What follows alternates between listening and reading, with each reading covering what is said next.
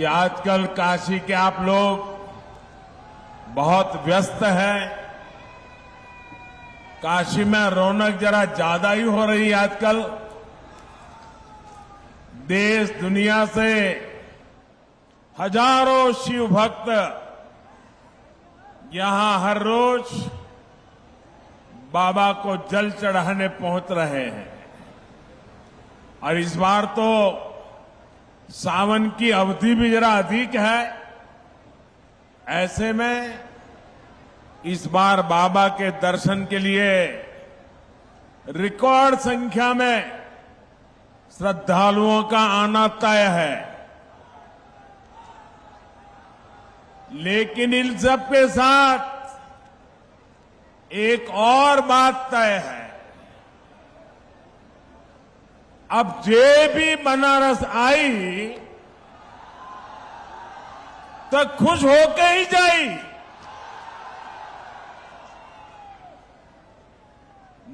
मुझे बहुत ज्यादा चिंता नहीं होती कि इतने सारे लोग आएंगे, बनारस में सब कैसे मैनेज होगा। काशी के लोग तो मुझे सिखा देते हैं, मैं उनको कोई चीज सिखा नहीं सकता हूं। अभी G20 के लिए दुनिया भर से इतने सारे लोग बनारस आए थे।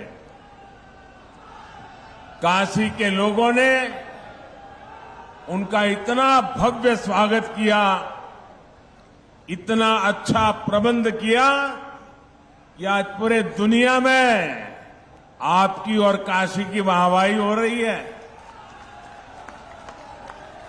और इसलिए मुझे पता है काशी के लोग सब संभाल लेंगे।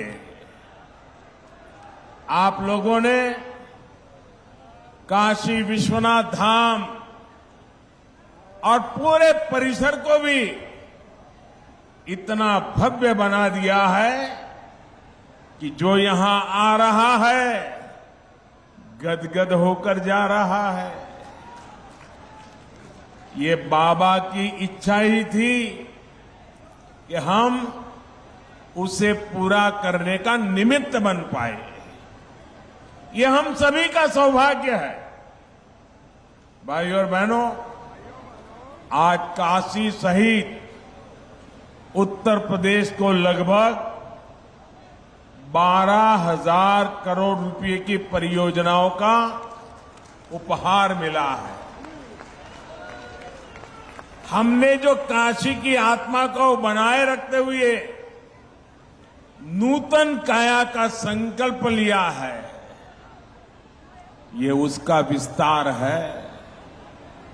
इनमें रेल, रोड, पानी, शिक्षा, टूरिज्म से जुड़े प्रोजेक्ट हैं, घाटों के पुनर्विकास से जुड़े प्रोजेक्ट्स हैं। इन विकास कार्यों के लिए आप सभी को बहुत बहुत बधाई। साथियों, कुछ देर पहले ही मेरी प्रधानमंत्री आवास योजना और आयुष्मान भारत योजना के लाभार्थियों से बातचीत हुई। पहले की सरकारों से लोगों की सबसे बड़ी शिकायत ये थी कि वो योजनाएं एयर कंडीशन कमरों में बैठ करके बनाती थी। जमीन पर इन योजनाओं का क्या असर हो रहा है, ये तब की सरकारों को पता ही नहीं चलता था। लेकिन भाजपा सरकार ने लाभार्थियों से बात की, संवाद की, मुलाकात की, एक नई परंपरा शुरू की है। यानी बेनिफिट भी डायरेक्ट और फीडबैक भी डायरेक्ट। इसका फायदा ये हुआ कि हर सरकारी विभाग, हर अफसर अपनी जिम्मेदारी निभाने लगे। अब किसी के लिए गुणा गणित का कोई चांस ही नहीं बचा है। साथियों, जिन दलों ने अतीत में भ्रष्ट और नाकाम सरकारें चलाई, वे आज लाभार्थी का नाम सुनकर तिलमिला जाते हैं। आजादी के इतने साल बाद लोकतंत्र का सही लाभ अब सही मायने में सही लोगों तक पहुंचा है, वरना पहले लोकतंत्र के नाम पर सिर्फ गिने चुने लोगों के हित साधे जाते थे, गरीब की कोई पूछ नहीं थी। भाजपा सरकार में लाभार्थी वर्ग आज सच्चे सामाजिक न्याय और सच्चे सेक्युलरिज्म का उदाहरण बन गया है। हम पूरी ताकत लगा रहे हैं कि हर योजना के आखिरी लाभार्थी को खोजकर उस तक पहुंचकर उसे योजना का लाभ पहुंचाएं। जानते हैं इसका सबसे बड़ा लाभ क्या हो रहा है?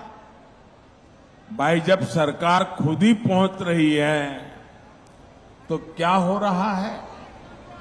कमीशन लेने वालों की दुकान बंद, दलाली खाने वालों की दुकान बंद, घोटाले करने वालों की दुकान बंद। यानी ना कोई भेदभाव और ना ही कोई भ्रष्टाचार। साथियों, बीते 9 वर्षों में हमने सिर्फ एक परिवार और एक पीढ़ी के लिए सिर्फ योजनाएं नहीं बनाई हैं, बल्कि आने वाली पीढ़ियों का भविष्य भी सुधर जाए, इसको ध्यान में रख करके काम किया है।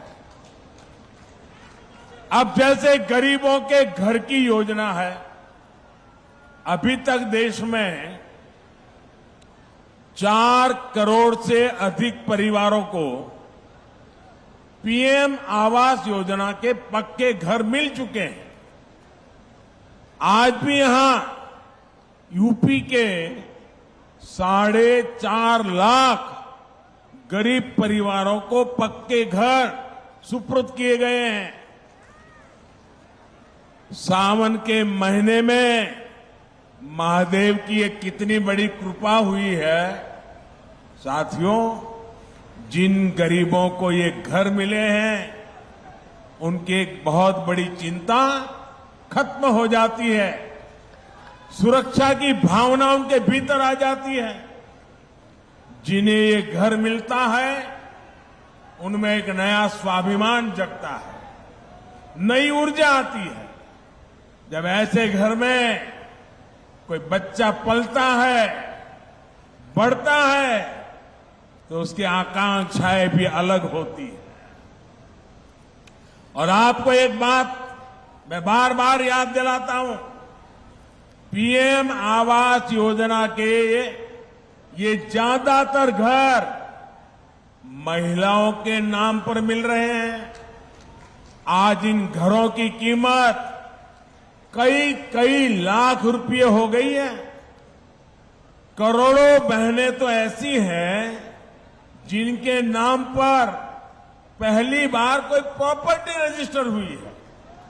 इससे गरीब परिवारों की बहनों को जो आर्थिक सुरक्षा की गारंटी मिली है, ये वो ही जानती है।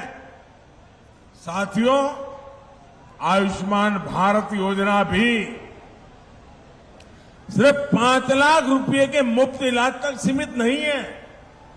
इसका प्रभाव कई पीढ़ियों तक पड़ रहता है। जब गरीब परिवार में कोई गंभीर रूप से बीमार पड़ता है, तो किसी की पढ़ाई छूट जाती है, किसी को छोटी उम्र में काम करने के लिए जाना पड़ता है, पत्नी को भी रोजी रोटी के लिए निकलना पड़ता है। एक गंभीर बीमारी आई कि कई साल तक मां बाप, बच्चे बड़े हो जाएं लेकिन शादी नहीं कर पाते हैं, क्योंकि आर्थिक स्थिति बीमारी में खस्ता हाल हो जाती हैं और गरीब के सामने दो ही विकल्प होते हैं, या तो वो अपनों को अपनी आंखों के सामने जिंदगी के लिए संघर्ष करते देखे, या घर खेत बेच दे, किसी से इलाज के लिए कर्ज ले। जब प्रॉपर्टी बिकती है, कर्ज का बोझ बढ़ता है, तो आने वाली कई कई पीढ़ियां प्रभावित हो जाती है।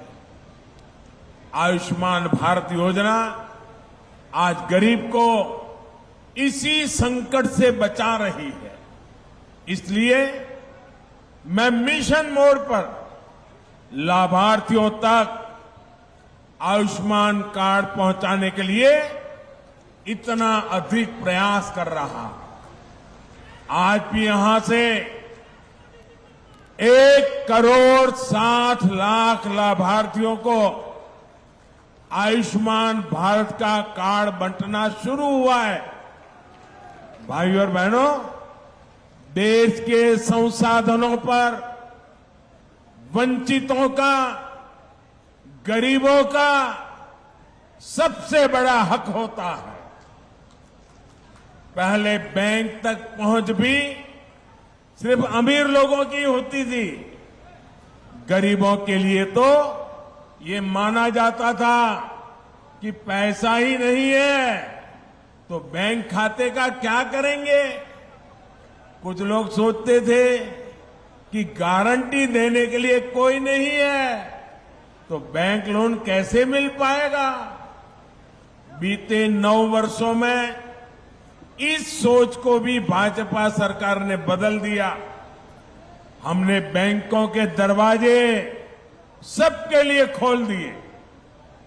हमने करीब करीब 50 करोड़ जनधन बैंक खाते खोले। मुद्रा योजना के तहत 50,000 से लेकर 10 लाख रुपए तक के ऋण बिना गारंटी दिए। यहां यूपी में भी करोड़ों लाभार्थियों ने मुद्रा योजना का लाभ उठाकर अपना काम शुरू किया।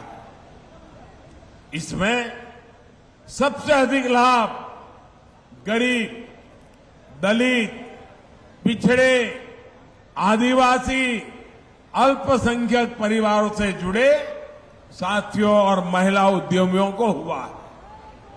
यही तो सामाजिक न्याय है जिसकी गारंटी भाजपा सरकार दे रही है। साथियों, हमारे रेहड़ी, ठेले, पटरी, फुटपाथ पर छोटा मोटा व्यवसाय करने वाले साथी भी अधिकतर वंचित समाज से ही आते हैं। लेकिन पहले की सरकारों ने इन साथियों को भी सिवाय अपमान और प्रताड़ना के कुछ नहीं दिया। रेहड़ी, ठेले, पटरी, फुटपाथ पर दुकान चलाने वालों को दुत्कार देता है, गाली देकर चला जाता है। लेकिन गरीब मां का बेटा मोदी इनका ये अपमान बर्दाश्त नहीं कर सकता। इसलिए मैंने रेहड़ी, ठेले, पटरी, फुटपाथ पर दुकान करने वाले के लिए पीएम स्वनिधि योजना बनाई है। हमने पीएम स्वनिधि योजना के तहत इनको भी सम्मान दिया है और बैंकों को इन्हें मदद देने को कहा है। जो पैसे पटरी वाले दुकानदारों को बैंक दे रहे हैं उसकी गारंटी भी सरकार खुद ले रही है। पीएम स्वनिधि योजना के तहत अभी तक 35 लाख से अधिक साथियों को मदद स्वीकृत की गई है। यहां बनारस में भी आज 1.25 लाख से ज्यादा लाभार्थियों को स्वनिधि योजना के तहत लोन दिए गए।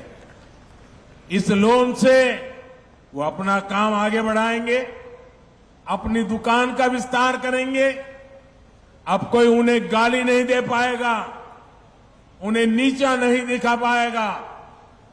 गरीब को स्वाभिमान, ये मोदी की गारंटी है।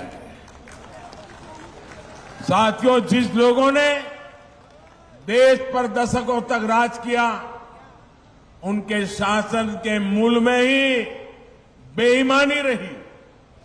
और जब ऐसा होता है तो चाहे कितना भी धन इकट्ठा हो तो कम ही पड़ता है। 2014 से पहले भ्रष्टाचारी और परिवारवादियों की सरकारों के दौरान ऐसा ही कारोबार चलता था। बजट की जब भी बात आती थी तो घाटे का, नुकसान का ही बहाना होता था। आज गरीब कल्याण हो या फिर इंफ्रास्ट्रक्चर, बजट की कोई कमी नहीं है। वही कर देता है, वही सिस्टम है, लेकिन सरकार बदली है, नीयत बदली है तो परिणाम भी बदले दिख रहे हैं। पहले करप्शन और कालाबाजारी खबरों से अखबार भरे रहते थे। अब नए प्रोजेक्ट के शिलान्यास और लोकार्पण की खबरें अखबारों में छाई रहती है। बीते 9 वर्षों में आए परिवर्तन का सबसे बड़ा उदाहरण भारतीय रेल है। ईस्टर्न डेडिकेटेड फ्रेट कॉरिडोर यानी मालगाड़ियों के लिए विशेष पटरियों की योजना 2006 में शुरू हुई थी, लेकिन 2014 तक 1 किलोमीटर ट्रैक भी नहीं बीत पाया था। 1 किलोमीटर भी नहीं। पिछले 9 वर्षों में इसका एक बहुत बड़ा हिस्सा पूरा हो चुका है। इस पर मालगाड़ियां चलना शुरू कर चुकी है। आज भी दीनदयाल उपाध्याय जंक्शन से न्यू सोननगर खंड का लोकार्पण किया गया है। इसे मालगाड़ियों की स्पीड तो बढ़ेगी, पूर्वांचल में, पूरी भारत में रोजगार के अनेक नए अवसर बनेंगे। साथियों, जब नीयत साफ होती है तो कैसे काम होता है, इसका एक और उदाहरण मैं देता हूं। देश में तेज रफ्तार ट्रेनें चले, देश हमेशा ये चाहता था। इसके लिए पहली बार देश में करीब 50 साल पहले राजधानी एक्सप्रेस की शुरुआत हुई। राजधानी एक्सप्रेस चलाई गई, लेकिन इतने साल में भी ये राजधानी एक्सप्रेस सिर्फ 16 रूटों में ही चल पाई है। 50 साल हो गए, सिर्फ 16 रूट। इसी तरह 30-35 साल पहले शताब्दी एक्सप्रेस भी चल पड़ी, लेकिन शताब्दी ट्रेन भी 30-35 साल में अब तक 19 रूटों पर ही सेवा दे रही है। इन ट्रेनों से अलग एक वंदे भारत एक्सप्रेस है, और बनारस के पास तो देश की पहली वंदे भारत का खिताब है। 4 साल में ये ट्रेन 25 रूट पर चलनी शुरू हो चुकी है। आज भी गोरखपुर से 2 नई वंदे भारत एक्सप्रेस को हरी झंडी दिखाई गई है। एक ट्रेन गोरखपुर से लखनऊ के लिए चली है और दूसरी अहमदाबाद से जोधपुर रूट पर चली है। देश के मध्यम वर्ग में ये वंदे भारत इतनी सुपरहिट हो गई है कि कोने कोने से इसके लिए डिमांड आ रही है। वो दिन दूर नहीं जब वंदे भारत देश के कोने कोने को कनेक्ट करेगी। भाइयों और बहनों, बीते 9 वर्षों में काशी की कनेक्टिविटी को भी बेहतर करने के लिए अभूतपूर्व काम हुआ है। यहां जो विकास कार्य हो रहे हैं वो रोजगार के अनेकों नए अवसर भी बना रहे हैं। अब जैसे पिछले वर्ष काशी में 7 करोड़ से ज्यादा पर्यटक और श्रद्धालु आए थे। सिर्फ 1 साल में काशी आने वाले पर्यटकों की संख्या में 12 गुना बढ़ोतरी हुई। 12 गुना पर्यटक बढ़े हैं, तो इसका सीधा लाभ यहां के रिक्शा वाले को हुआ है, दुकानदारों को हुआ है, ढाबा होटल चलाने वाले साथियों को हुआ है, बनारसी साड़ी का काम करने वाले हो या फिर बनारसी पान वाले मेरे भाई, सभी को इससे बहुत फायदा हो रहा है। पर्यटक बढ़ने का बहुत बड़ा लाभ हमारे नाव चलाने वाले साथियों को हुआ है। शाम को जो गंगा आरती होती है उस समय नावों पर कितनी भीड़ होती है, ये देख मैं भी हैरत में पड़ जाता हूं। आप लोग ऐसे ही बनारस को संभाले रहिए। साथियों, बाबा के आशीर्वाद से वाराणसी के तेज विकास की यात्रा चलती रहेगी। और मैं एक बार काशी वासियों का और भी धन्यवाद करना चाहता हूं। पिछले दिनों काशी में नगर निगम के चुनाव हुए थे। आप सबने विकास की यात्रा को समर्थन किया, विकास में विश्वास करने वालों को जिता करके भेज दिया और काशी में एक अच्छा व्यवस्था खड़ी करने की दिशा में आप लोगों ने जो सहयोग दिया, तो काशी के सांसद के नाते आप सबके इस सहयोग के लिए मैं आज जब आपके बीच आया हूं तो हृदय से आपका आभार भी व्यक्त करता हूं। एक बार